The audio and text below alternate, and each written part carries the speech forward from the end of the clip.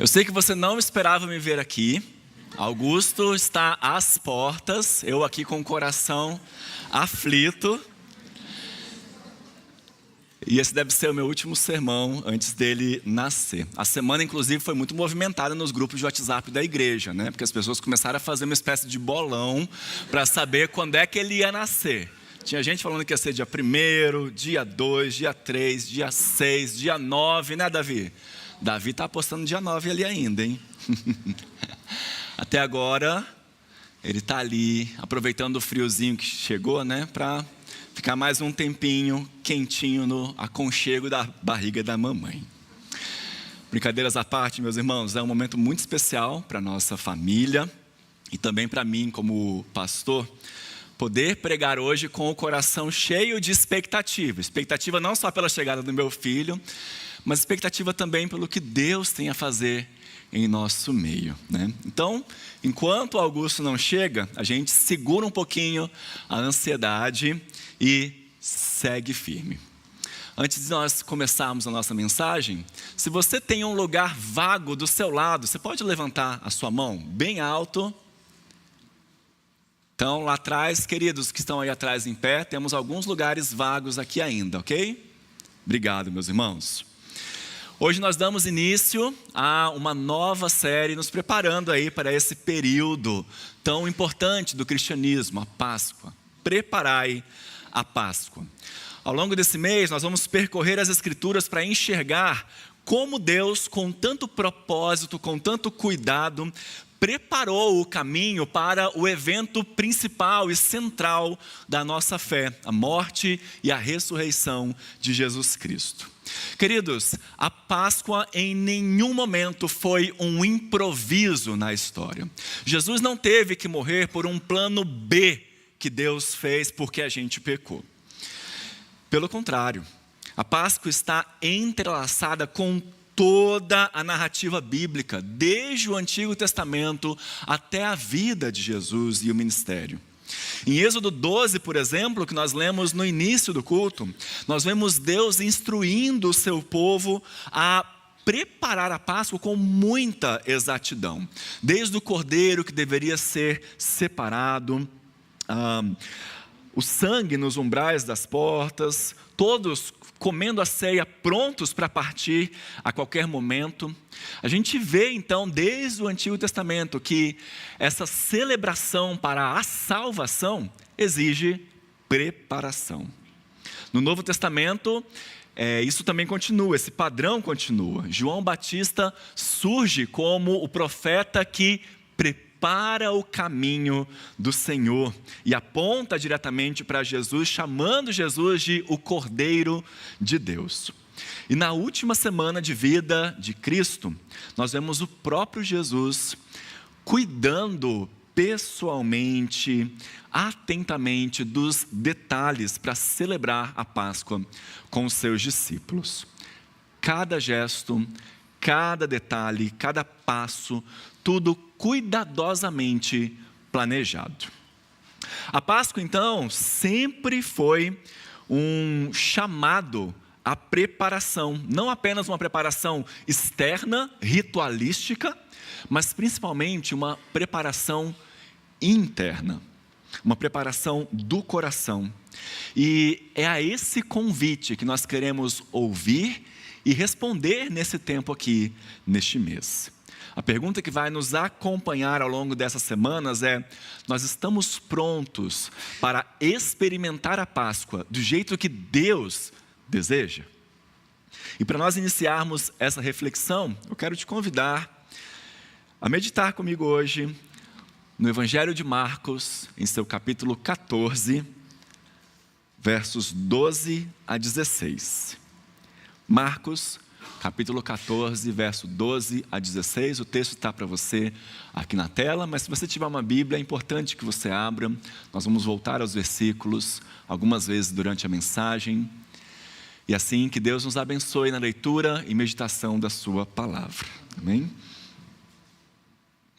Marcos 14, versos 12 a 16, a palavra do Senhor diz: E no primeiro dia da festa dos pães asmos, quando se fazia o sacrifício do cordeiro pascal, Disseram-lhe seus discípulos: onde queres que vamos fazer os preparativos para comeres a Páscoa? Então enviou 2 dos seus discípulos, dizendo-lhes: ide à cidade, e vos sairá ao encontro um homem trazendo um cântaro de água. Segui-o e dizei ao dono da casa, onde ele entrar, que o mestre pergunta: onde é o meu aposento no qual hei de comer a Páscoa com os meus discípulos? E ele vos mostrará um espaçoso cenáculo mobiliado e pronto. Ali fazei os preparativos. Saíram, pois, os discípulos, foram à cidade e, achando tudo como Jesus lhes tinha dito, prepararam a Páscoa. Nós estamos aqui na conhecida Semana da Paixão, a última semana antes da morte de Jesus. E quando nós lemos os textos anteriores a esse no Evangelho, nós percebemos que naquele momento já existia uma espécie de tensão em Jerusalém. Os principais sacerdotes e escribas procuravam uma forma de prender Jesus, sem causar muito alvoroço, porque havia muitos peregrinos naquela época em Jerusalém, que foram ali para celebrar a Páscoa. E então, eles têm uma ótima arma. Eles contam com a ajuda de Judas Iscariotes, um dos 12, que já havia naquele momento decidido trair Jesus e agora aguardava a oportunidade certa. E é nesse cenário de tensão, de uma certa traição também, que nós chegamos ao nosso texto. A gente vê aqui que Jesus, apesar de tudo, está determinado a celebrar a Páscoa. Nada poderia impedi-lo de viver aquele momento com os seus discípulos, porque aquele não era apenas mais um momento, não era mais uma festa que ele celebraria, não era mais uma refeição, era a última antes da cruz, era a preparação para algo eterno. O versículo 12, então, nos convida a entrar num momento muito especial e cheio de significado para os judeus daquela época, que é a véspera da Páscoa. O texto diz que aquele era o primeiro dia da festa dos pães asmos, quando se fazia o sacrifício do cordeiro pascal. Essa festa dos pães asmos, dos pães sem fermento, era um memorial muito importante na vida do povo de Israel. Ela fazia uma referência direta à saída lá do Êxodo, quando Deus libertou o seu povo da escravidão. A ordem naquela época, como nós lemos em Êxodo capítulo 12, era que o pão fosse preparado sem fermento, porque eles deveriam comer aquilo de uma forma tão rápida que não daria tempo deles esperarem, o fermento agir e o pão crescer para então eles assarem e poderem comer. Mas além desse aspecto prático de tudo ter que ser muito rápido, havia um significado simbólico. O fermento representava o pecado, aquilo que contamina e que precisa ser retirado da vida do povo de Deus. E é por isso que os dias que antecediam a Páscoa eram de uma preparação intensa. As famílias limpavam as casas com muito cuidado, de maneira muito detalhada, tirando todo e qualquer vestígio de fermento. Até o menor farelo de pão deveria ser lançado fora. E esse zelo, para que o fermento estivesse fora das casas, expressava o desejo de pureza diante de Deus. Isso deveria indicar que preparar a Páscoa era, antes de tudo, preparar o coração. Mas a preparação não parava por aí, meus irmãos. A ceia da Páscoa era um verdadeiro memorial e cada alimento colocado à mesa tinha um papel simbólico, contando partes diferentes da história do Êxodo e lembrando do cuidado de Deus. O primeiro elemento e o mais importante era o cordeiro pascal. Ele era preparado com muito cuidado, conforme as orientações da lei, e ele lembrava o sangue que os israelitas colocaram nos batentes das portas na noite em que eles saíram do Egito, em que o anjo da morte passou pelo Egito. E esse sangue foi um sinal de proteção. Onde havia o sangue do cordeiro, como o pastor Marcelo bem frisou aqui, onde havia o sangue do cordeiro, havia vida. E é por isso que o cordeiro passou a se tornar um símbolo poderoso de redenção, de salvação. Havia também os pães asmos, sem fermento, havia uma taça de água salgada e um molho de ervas amargas, que representava a amargura da vida dos hebreus durante os 400 anos de escravidão, uma trajetória marcada por muito sofrimento, muita dor, muito choro. Também fazia parte ali daquela ceia uma mistura de frutas amassadas, geralmente tâmaras, nozes, maçãs e vinho, uma mistura que eles faziam ali para comer. E essa mistura, ela era colocada em cima da mesa de tal forma que ela lembrava os tijolos que os israelitas tinham que construir na época do Egito, tinham que fabricar no Egito. Era um símbolo então do trabalho pesado, do cansaço diário, da opressão que parecia sem fim.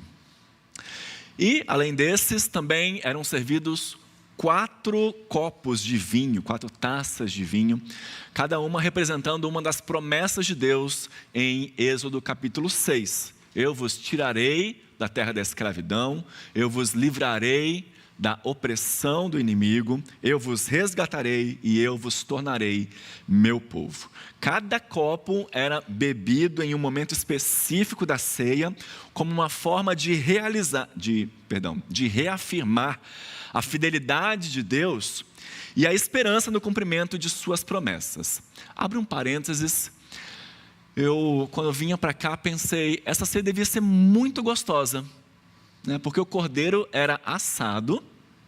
Se você já comeu carne de cordeiro, você sabe que combina muito bem com agridoce, amargo e frutas. Então Deus pensou até em como o povo iria se sentir ao comer dessa ceia.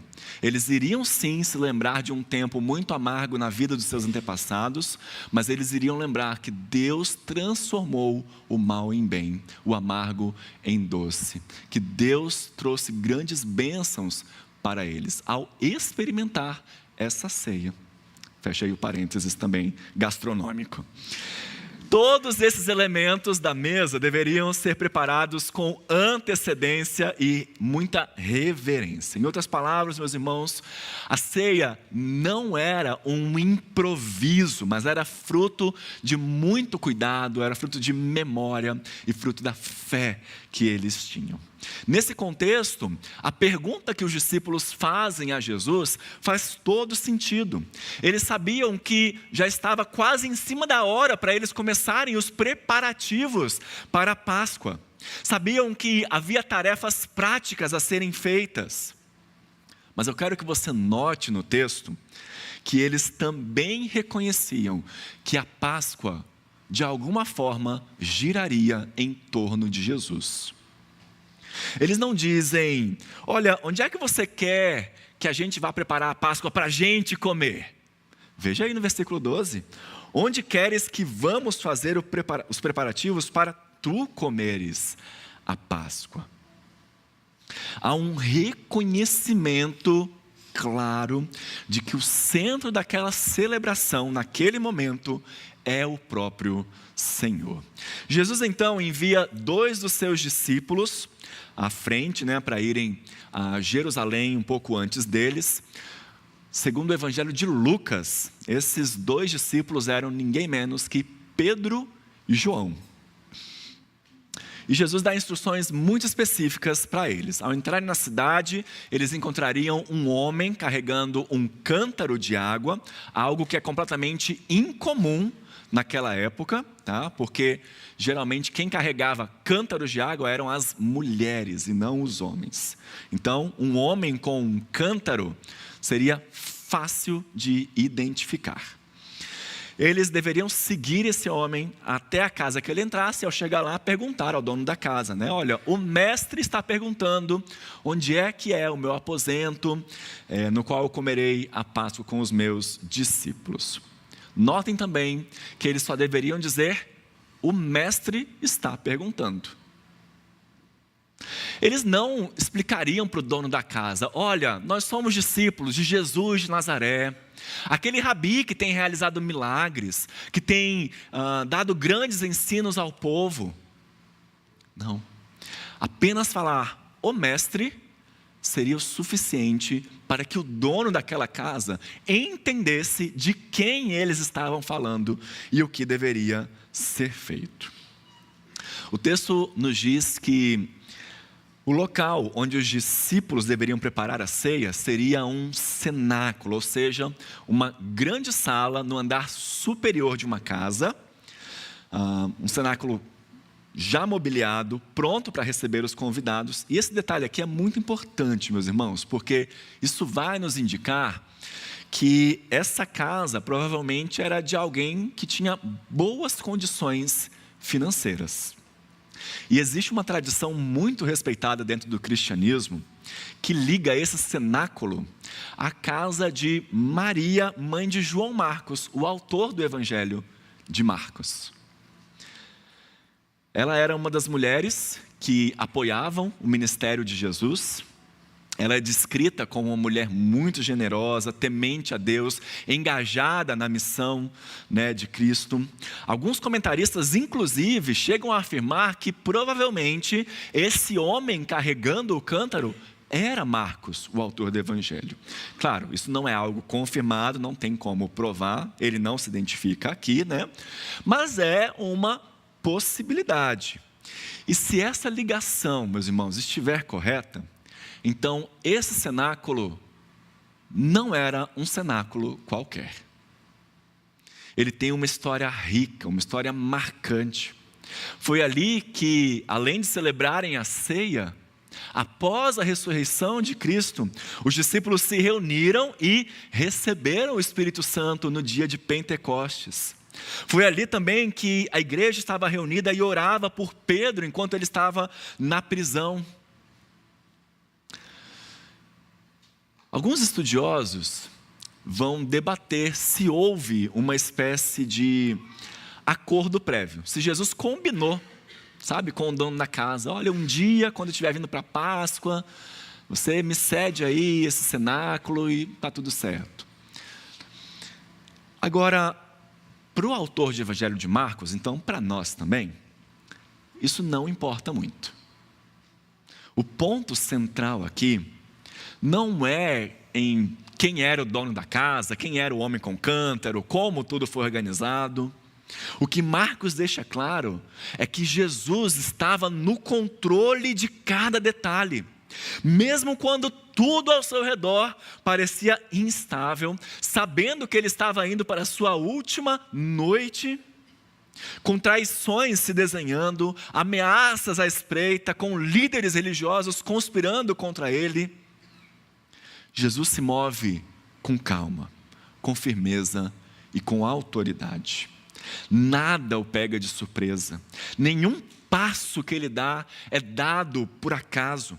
Ele sabe onde ele está, o que está fazendo e para onde tudo aquilo o levará. Ele não é uma vítima dos acontecimentos. Pelo contrário, mais uma vez ele mostra aqui que ele é o Senhor da história. O Cordeiro de Deus está caminhando rumo ao sacrifício, não empurrado pelas circunstâncias, mas conduzindo cada passo com intencionalidade e amor. Há um detalhe muito importante que nós não podemos ignorar nesse texto. O fato de que tudo isso acontece no período da Páscoa. A morte de Jesus não aconteceu por acaso durante essa festa. Foi no tempo certo, no dia certo, quando o cordeiro pascal era tradicionalmente sacrificado. E isso, como eu já disse, não foi uma coincidência, mas foi algo cuidadosamente determinado por Deus. Era como se o próprio Pai estivesse mostrando para o povo de Israel: o Cordeiro de Deus chegou. O verdadeiro Cordeiro de Deus chegou.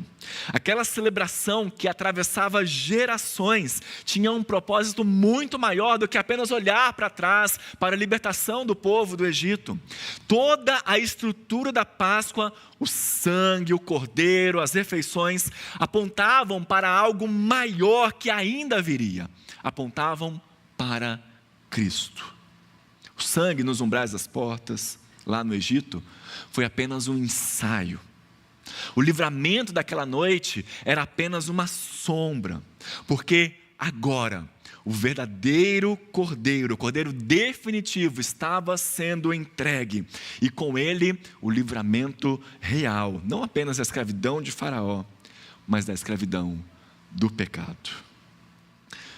Então ali, enquanto cada casa em Jerusalém relembrava a história do livramento, enquanto os pais contavam aos seus filhos como Deus havia passado sobre as suas casas e poupado os seus antepassados, o verdadeiro Cordeiro de Deus estava sendo entregue por nossos pecados. E é por isso, meus irmãos, que para nós a Páscoa tem um significado ainda mais profundo.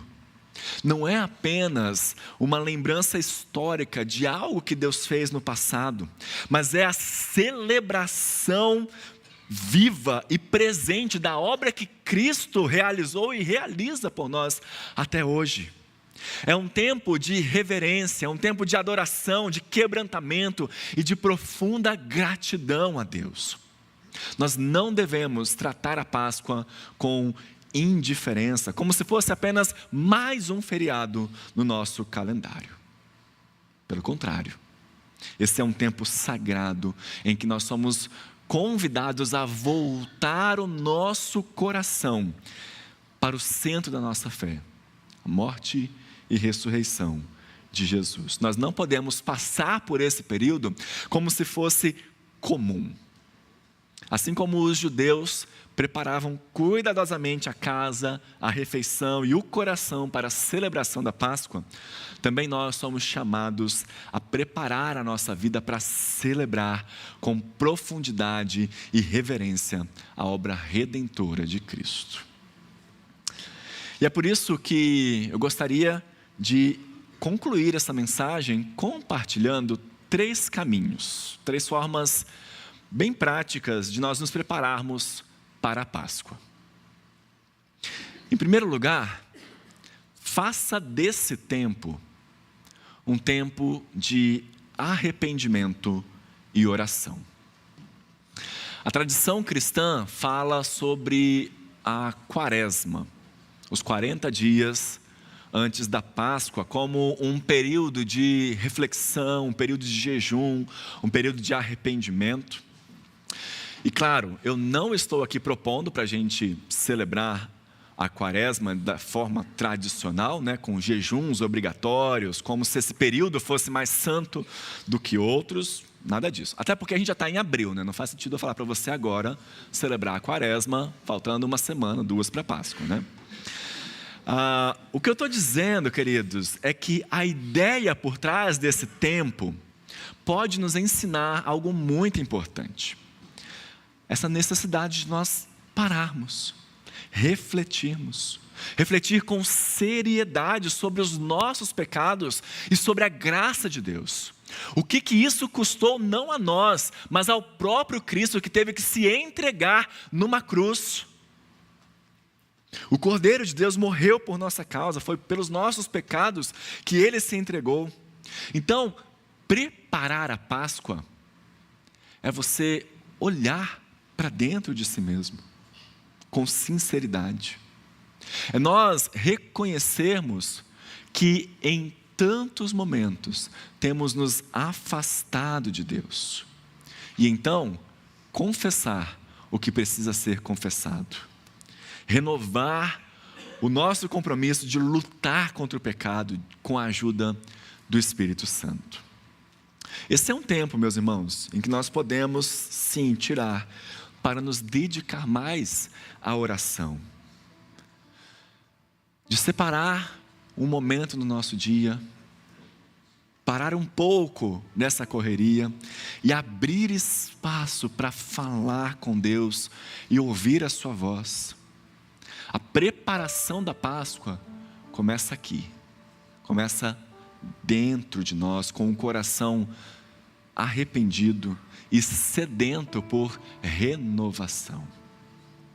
Em segundo lugar, faça desse tempo um tempo de celebração comunitária e de anúncio do Evangelho.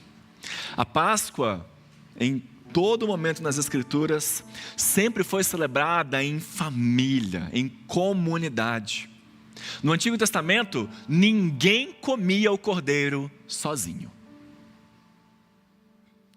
No texto aqui, mesmo em seus últimos momentos, Jesus reuniu seus discípulos em torno de si para juntos comerem a ceia. Assim também hoje, meus irmãos, a Páscoa nos chama à comunhão. É tempo de nós nos reunirmos como igreja, como povo de Deus, para celebrar com gratidão, com alegria, a nossa redenção. É tempo de participarmos do culto com o coração inteiro, de cantarmos com sinceridade, de ouvir a palavra com fome, de responder com fé.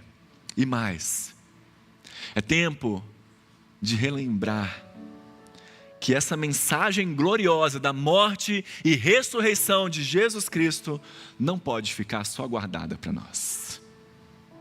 Preparar-se para a Páscoa é também lembrar que há muitos ao nosso redor que precisam conhecer o verdadeiro Cordeiro de Deus. É tempo de convidar, de compartilhar e de anunciar. A ressurreição de Cristo é esperança para o mundo e Deus quer nos usar como instrumentos para espalhar essa esperança. E por fim, faça desse tempo um tempo de expectativa viva. Como eu disse aqui, a Páscoa não é apenas uma lembrança do que Jesus fez, mas ela é um anúncio do que está por vir. Porque o Cordeiro que foi morto ressuscitou. E Ele promete que assim como Ele ressuscitou, nós ressuscitaremos. Ele venceu a morte para que com Ele nós tenhamos vida para todo o sempre. Jesus Cristo prometeu voltar. Então, para nós, a celebração da Páscoa é também um ensaio, meus irmãos. Um ensaio para o grande banquete que nós teremos com Ele no reino de Deus. Por isso, não olhe apenas para trás com gratidão, mas olhe para frente com esperança, porque o nosso Redentor vive e em breve nós o veremos face a face. Esse tempo nos lembra que ainda que nós enfrentemos aqui dores, lutas, limitações, dúvidas, a nossa história não termina aqui. Um dia Jesus Cristo voltará em glória e quando Ele vier, não será mais para morrer, mas para reinar, para libertar o seu povo de uma vez por todas e para restaurar tudo aquilo que o pecado corrompeu e destruiu. E você? Como é que você vai se preparar para a Páscoa? Talvez seja a hora de confessar um pecado, ou de retomar a oração com sinceridade. Quem sabe é a hora de você se reconciliar com alguém, ou de convidar alguém para ouvir a mensagem da cruz. Mas acima de tudo, é tempo de abrir o coração e deixar que o Espírito Santo prepare o seu coração. O texto termina dizendo que os discípulos encontraram tudo exatamente da maneira como Jesus descreveu. E então prepararam a Páscoa. Eles confiaram, eles obedeceram, eles se moveram em resposta à palavra do Senhor. E que nós aqui nessa manhã também sejamos encontrados assim, meus irmãos. Que o nosso coração esteja em ordem, que a nossa casa esteja em paz, que a nossa vida esteja voltada para Ele. Ele é digno do nosso mais sincero arrependimento, da nossa mais sincera adoração e da nossa esperança firme. Preparai a Páscoa, não como alguém que cumpra mais um ritual, mas como alguém que vai receber um rei. Não com medo ou formalidade, mas com fé, com alegria, com reverência.